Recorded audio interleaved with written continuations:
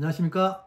단기 4358년 어천절 기념 학술 토론을 발표를 시작하겠습니다. 오늘 토론 주제는 삼일정신에 바탕한 독립운동과 파사현정 정신의 상관관계입니다. 사단법인 현정회가 주최하고 서울국학원이 주관합니다. 어천절의 어란 임금이라는 뜻입니다. 임금에게 관계된 말의 머리에 붙여서 공경하는 뜻을 나타내는 말인데요. 가장 대표적인 게 어명이란 말 있죠. 임금의 명령. 어는 임금을 상징합니다. 그래서 어천절이란 뭔가? 어천절, 임금과 하늘. 이것은 임금이 하늘로 돌아가셨다는 뜻입니다. 임금이 하늘을 날다, 하늘이 되다. 무슨 뜻일까요? 임금이 돌아가셨다는 걸 뜻합니다. 그 당시에 임금은 단군조선 때 임금은 당연히 단군이시겠죠. 그래서 단군이 돌아가신 날을 어천절이라고 했던 것입니다. 그런데 이 어천절을 아는 국민들은 많지는 않습니다. 개천절도 잘 모르는데요. 개천절은 10월 3일이죠. 어천절은 3월 15일입니다. 지금은 국민들이 잘 모르지만 그 당시에는 어천절을 모르는 국민들이 없었습니다.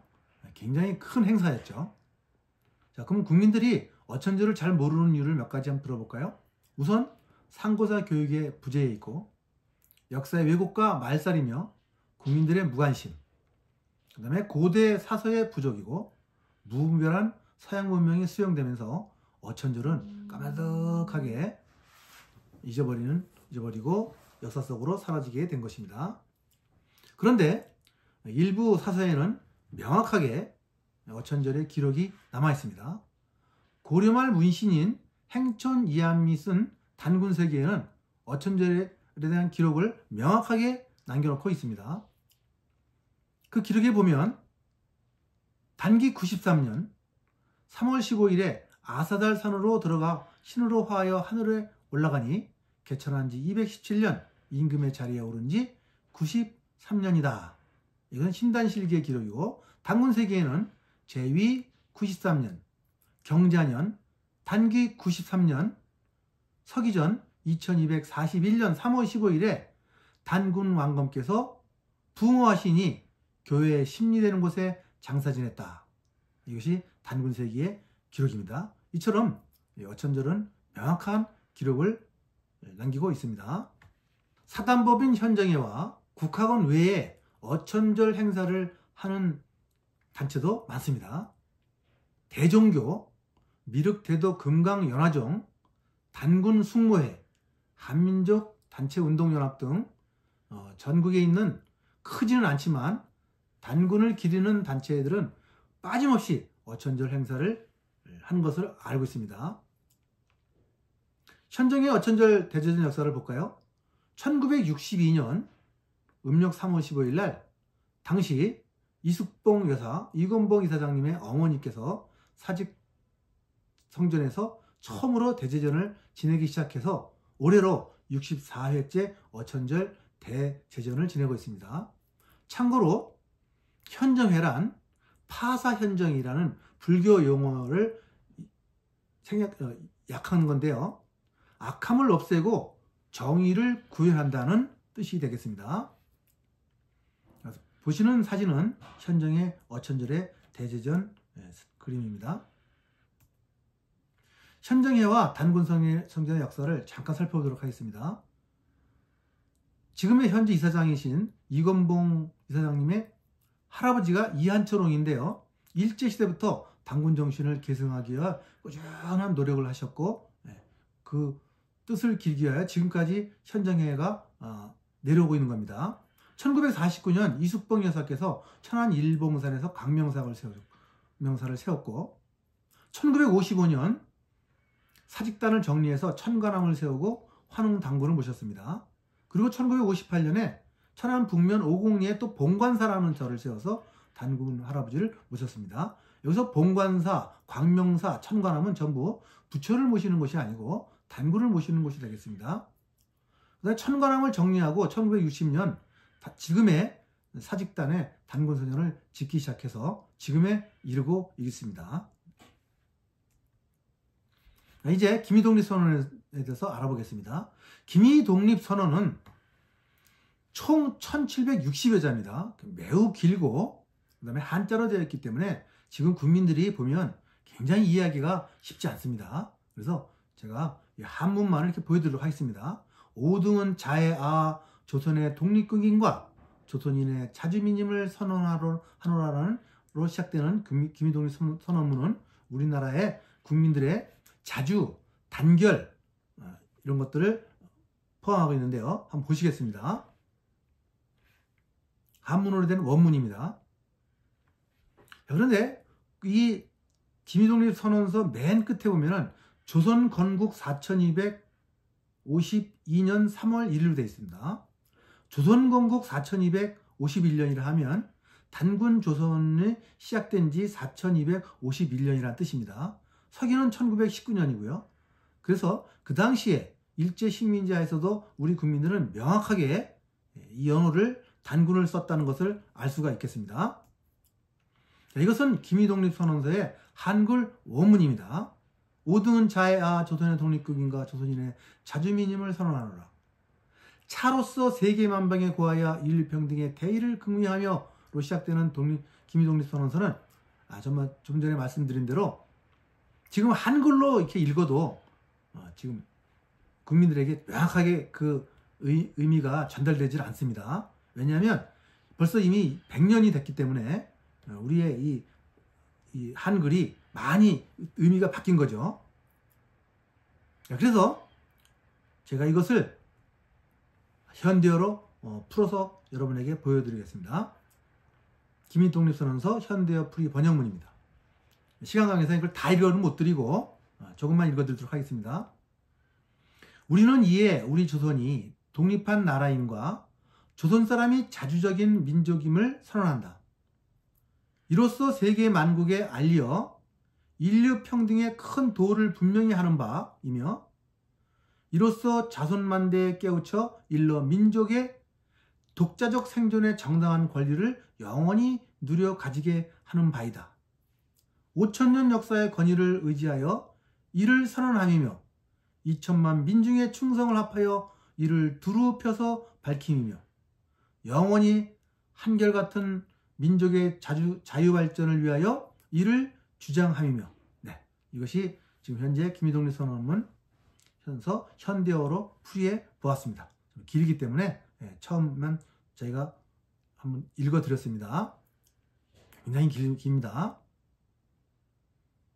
마지막에 단기 4252년 3월 1일 조선민족대표 33인이 명기되어 있습니다. 그래서 3.1운동 정신의 핵심 철학은 자주, 평화, 민족 단결입니다. 자주는 일본의 식민지로부터 주권 회복과 민족 자결을 의미하고요. 평화는 이러한 운동을 비폭력 저항 운동으로 펼치겠다는 겁니다. 폭력적으로 하는 것이 아니고 비폭력 저항과 인류 보편 가치를 추구하는 거고요. 민족의 단결, 민족이 분열하지 않고 힘을 합하여 이 난관을 헤쳐나가자는 의미입니다. 계층과 종교를 초월한 연대를 강조하고 있는 겁니다. 그래서 핵심 철학은 자주는 일본의 식민 통치를 거부하고 독립국가로서의 자주적 존재임을 선언하는 것이며 평화는 아까 말씀드린 대로 비폭력 저항입니다. 폭력적인 그런 수단이 아니고 인류 보편 가치를 추구하는 거고 민족의 단결은 신분과 성별과 종교를 뛰어넘어 전 국민이 하나 되어 독립을 이루고 민족 대단결을 이루자는 의미입니다. 자주, 평화, 민족 단결은 독립운동 정신으로 승화하였고 독립운동 정신은 바로 파사현정, 불교 용어지만 파사현정이라는 현정회의 정신으로 이어졌고 그것은 바로 단군 조선시대의 홍익인간 정신과 다르지 않습니다.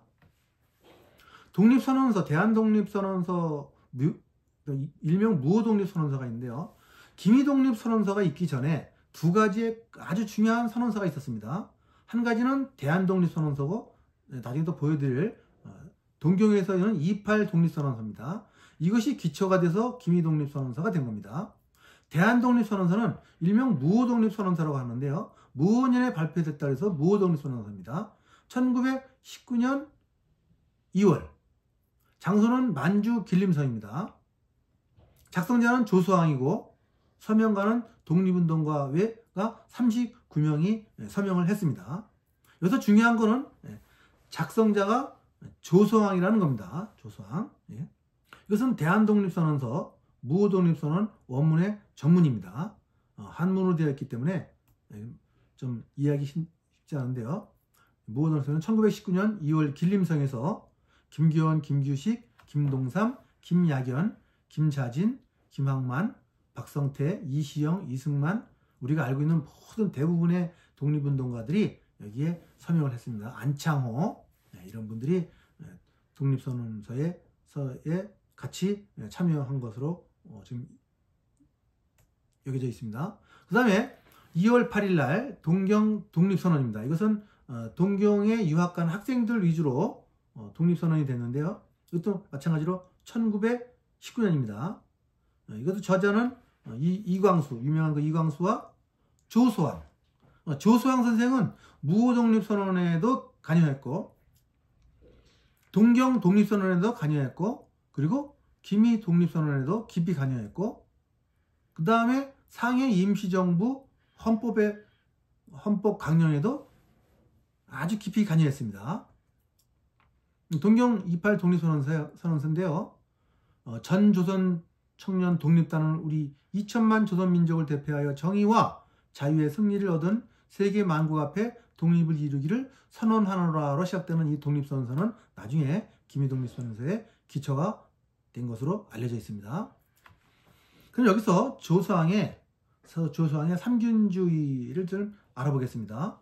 지금 알려진 바에 의하면 조수왕의 삼균주의, 균권, 균부, 균교 이것이 기미독립선언서의 기초가 되고 상해 임시정부의 기초가 됐다고 알려져 있는 건데요. 균권은 정치의 균등을 의미하고 균부는 경제의 균등을 의미하며 균교는 사회교육의 균등을 의미하는 겁니다.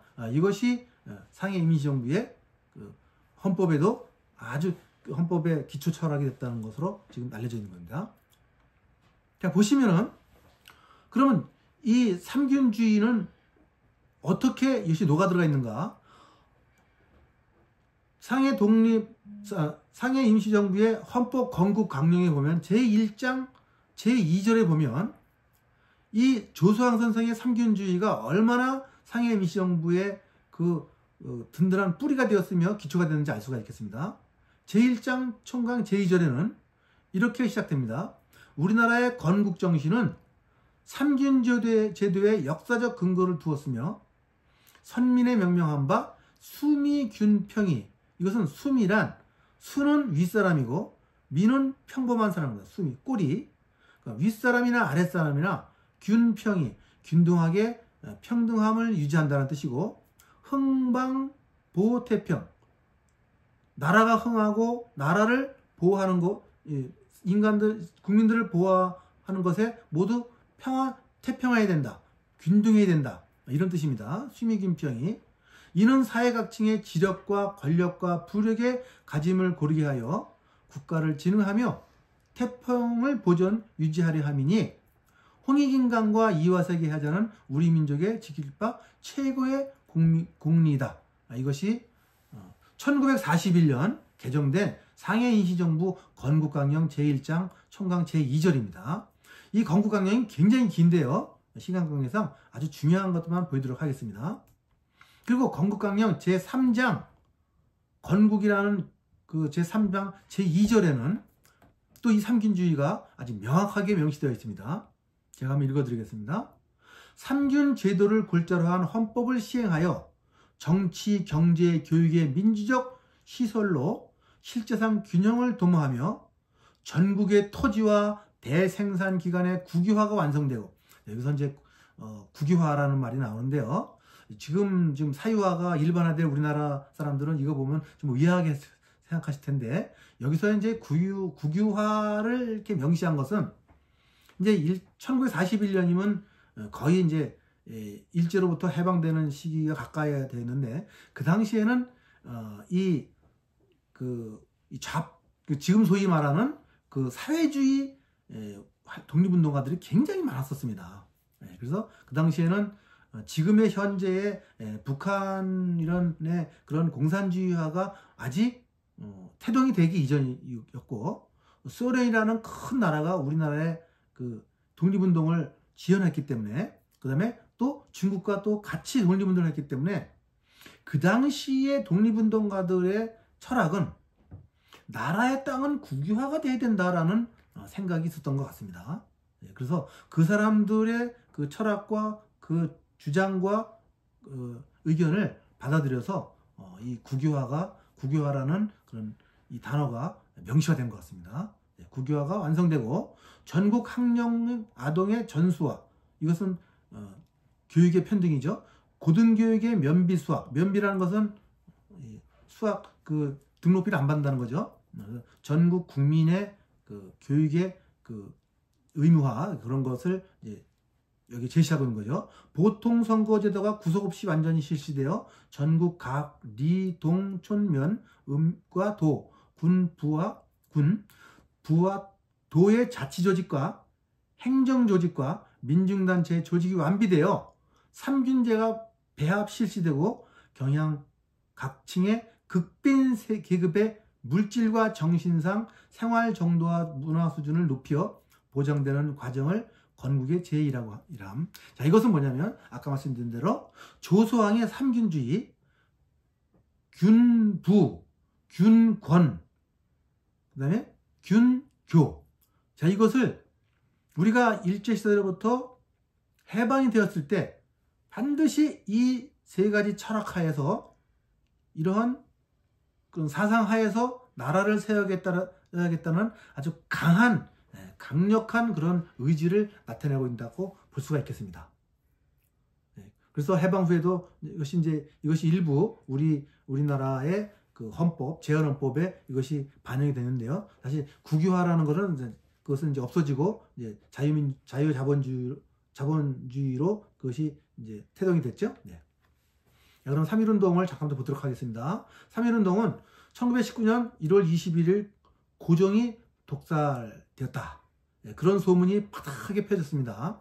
근데 최근에 이것이 현대과학으로 고종의 그 독살할 당시에 그런 모든 현상과 그 고종의 그런 시신이나 그런 그 기록이 남아있는데 그것을 연구해 본 결과 고종은 독살화된 것이 아니고 고혈압이 원인이 되었다라고 이제 추정이 되긴 합니다. 어쨌든 그 당시에는 많은 국민들이 고종이 독살된 것으로 알고 그 분노가 그것이 폭발해서 3.1운동이 일어난 것이었죠. 네. 그래서 이것은 고종은 뇌출혈이다라고 이제 어쨌든 고종이 그 사망 원인은 독살로 이제 국민들이 알고 있었기 때문에 3.1운동이 일어난 것입니다. 네. 3.1운동 선언지는 태화관이고요. 서울 인사동에 지금 현재 3.1운동 독립운동은 33인 중에서 27명이 참석하여 3월 1일 대규모로 폭발합니다. 그래서 전국으로 이것이 퍼져나갔고 3월 1일부터 약 6개월 이상 지속돼서 전국에서 아주 폭발적인 3.1운동이 일어났습니다. 그 당시에 3.1운동의 의미는 1900년대에는 전 세계 3분의 1이 식민지 나라로 비폭력 저항운동과 20세기 미국의 흑인운동 등 전 세계 인권운동에 큰 영향을 주었습니다. 1,500여의 시위가 있었고 200만 명이 참가했으며 7,500명이 사망하는 그런 비극이 있었지만 우리나라의 정신을 전 세계에 알리고 국민을 단합하게 하는 큰 역할을 했던 것이죠. 15,000명이 부상하고 45,000명이 체포가 되었습니다. 전국 시도별로 시위 참가자인데요. 약 110만 명이 참가한 것으로 나타났고 212개 군이 모두 참가한 것으로 지금 기록되어 있습니다. 1910년 3.1운동은 마하트마 간디에게 영향을 줬습니다. 그 당시에 유명한 이야기가 있는데요. 인도의 정신적 지도자인 마하트마 간디는 저기 인도의 100분의 1도 안 되는 조그마한 나라에서 저렇게 독립운동을 하고 있는데 지금 영국의 식민 지배를 받고 있는 인도는 무엇을 하고 있느냐. 그래서 그 영향을 받아서 독립운동을 시작했다고 하고요. 그 유명한 마르틴 루터 킹, 미국의 흑인 인권운동가는 마하트마 간디의 영향을 받아서 흑인 인권운동을 했고, 그 유명한 넬슨 만델라, 남아프리카 공화국의 흑인 인권운동가는 대통령까지 됐는데요. 이분은 마르틴 루터 킹의 영향을 받아서 남아공화국의 흑인운동을 벌였습니다. 결론적으로 우리나라의 1919년 3.1운동은 인도 간디의 독립운동에 영향을 줬고, 미국의 흑인 인권운동에 크게 기여했으며, 남아프리카 공화국의 흑인 인권운동에도 영향을 미쳤다. 아주 대단하고 아주 위대한 역사적인 운동이었습니다. 이러한 3.1운동 정신은 지금까지 우리가 이어야 한다는 거죠. 왜냐하면 3.1운동에 삼균주의가 들어가 있고 파사현정이 들어가 있고, 그것은 결국 단군 조선시대의 홍익인간 정신과 연결되어 있다는 거죠. 그래서 자주, 평화, 민족 단결, 주권회복과 민족 자결, 비폭력 저항과 인류 보편적 가치, 계층과 종교를 초월한 이런 연대는 지금 대한민국 국민들에게도 반드시 이어져야 할 정신입니다. 왜냐하면 우리나라 대한민국은 지금 계층 간의 분열, 종교 간의 분열, 아주 수많은 분열로 지금 그 분열과 그런 것들이 지금 끝일 새 없이 일어나고 있습니다. 이것은 우리가 3.1운동 정신을 우리가 다시 한번 되살려서 대한민국이 또 하나가 되어야 된다는 그런 어천절의 즈음에서 3.1운동이 우리에게 주는 메시지라고 볼 수가 있겠습니다. 이 어천절, 당군 할아버지가 돌아가신 날을 국민들이 전혀 몰라요. 이건 미국 1달러 지폐의 주인공입니다. 누굴까요? 미국 1달러라는 것은 미국의 지폐를 상징합니다. 기축통화의 핵심, 1달러에 누가 새겨져 있냐면 미국의 1대 조지 워싱턴 대통령입니다. 미국의 조지 워싱턴 대통령은 우리나라의 단군과 같은 분입니다.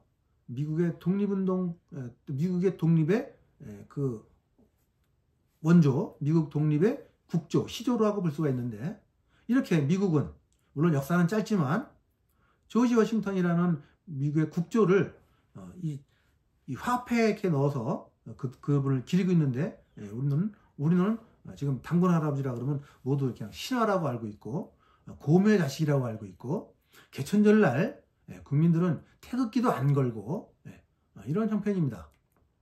그래서 우리 국민들이 개천절도 알고, 그 다음에 단군 할아버지가 돌아가시는 어천절도 기리는 날이 오기를 기대합니다. 그래서 마지막으로 국민들이 이것만은 알아야겠습니다. 음력 3월 15일은 국조 단군 왕검이 하늘로 돌아가신 날, 어천절. 이 날을 어천절이라고 하는데요.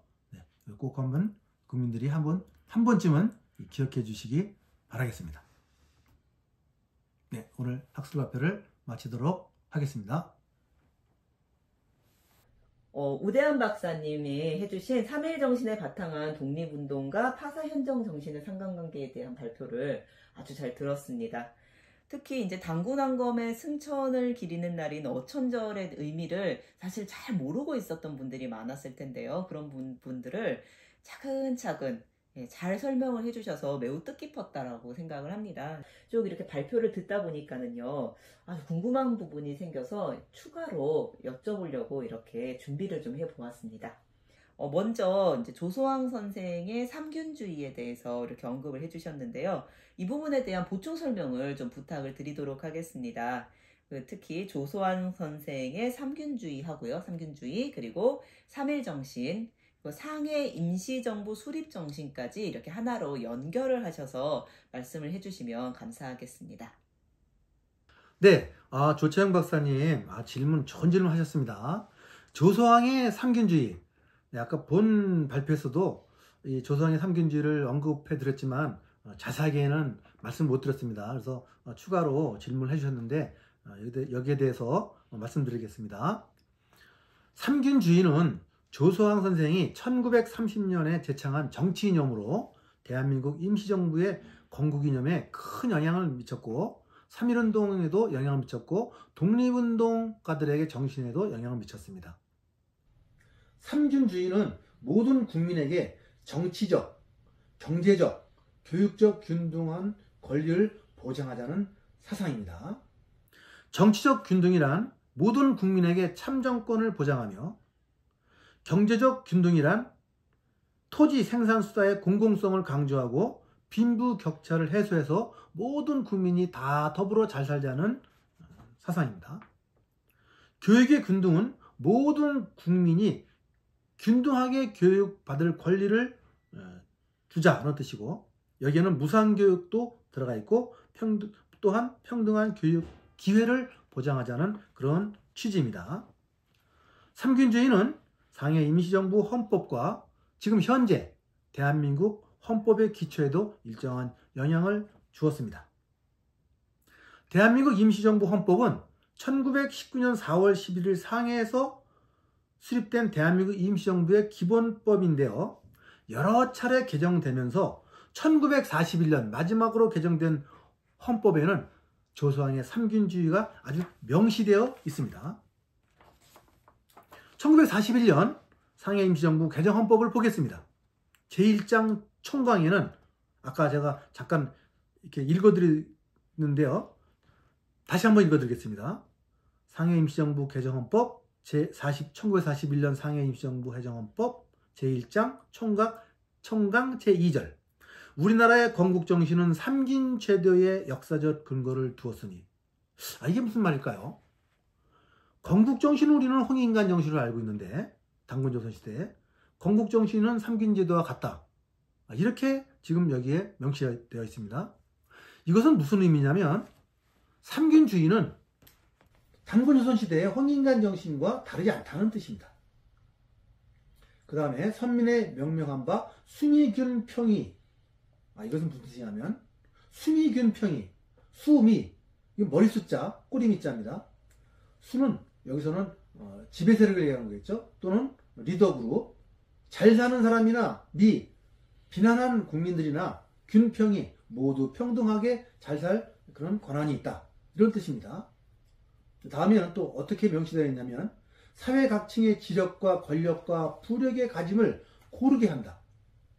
국가를 진흥하며 태평을 보전 유지하려 함이니, 국가가 진흥되고 태평이 보존되려면 모든 국민들이 군뷰, 군권, 군교가 평등해야 된다는 겁니다. 다 같이 잘 살아야 되고, 그 다음에 정치적인 그런 기회도 균등해야 되며, 교육도 균등히 받아야 그 국민들이 평등하게 잘 산다는 거죠. 그것이 불평등하게 됐을 때 혼란이 일어나고 분열이 일어나고 국가가 흔들리게 된다는 것입니다. 또 마지막으로 홍익인간과 이화세계 하자는 우리 민족의 지킬 바 최고의 공리다. 1941년 상해 임시정부 개정헌법에는 홍익인간 정신은 조소왕 선생의 삼균주의와 동일하다고 그렇게 명시하고 있습니다.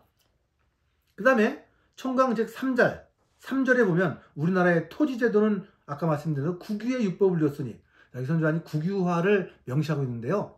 아까 말씀드린 대로 그 당시에 독립운동가들은 사회주의 운동가들이 많았습니다. 그래서 이 국유를 이렇게 명시하고 있지만 지금 우리나라는 국유가 아니죠. 제 토지는 사유화입니다. 그러나 토지 공개념 제도를 도입해서 많은 국유화 못지않은 우리나라 토지를 많은 국민들이 공동으로 사용할 수 있게끔, 그래서 그 공원이나 이런 강 이런 것들은 다 토지 공개념 개념으로 국가가 소유하고 있습니다. 그래서 이런 것들이 문란한 사유제도를 국유로 환영하는 토지혁명이다. 지금 약간 좀 굉장히 강한 그런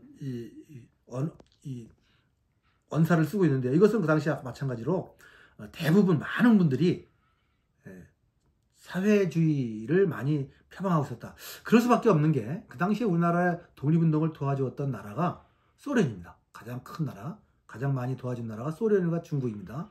그래서 소련과 중국이 그 당시에 사회주의 국가였기 때문에 그런데 많이 영향을 받지 않았나, 그렇게 보여집니다. 결론으로 삼균주의는 정치적 균등, 모든 국민에게 참정권을 보장하고, 경제적 균등, 토지 자본 생산 수단은 공공소유를, 토지 공개념을 원칙으로 한다. 마지막으로 교육적 균등, 무상교육, 의무교육을 통해서 국민들에게 교육을 평준화시킨다. 그래서 이 삼민주의는 헌법화되어 대한민국 임시정부와 그 다음에 지금의 대한민국 헌법의 기초가 되었고 해방 후에는 또 헌법의 정신의 뿌리가 되었습니다. 그래서 이런 민족주의와 그 다음에 많이 토지군 개념 이런 정신들이 헌법 정신에 결합이 돼서 대한민국 헌법의 기초가 되었다. 그래서 이 조수왕 선생의 삼균주의가 이렇게 지금 우리 헌법에 지금 녹아 들어가 있다. 이렇게 볼 수가 있겠습니다. 네, 감사합니다. 네, 감사합니다. 추가 질문까지 상세하고 알기 쉽게 설명을 해주셨습니다. 자, 그러면은요, 이것으로 단기 4358년 어천절 기념 학술 토론회를 모두 마치도록 하겠습니다. 감사합니다. 감사합니다. 수고하셨습니다.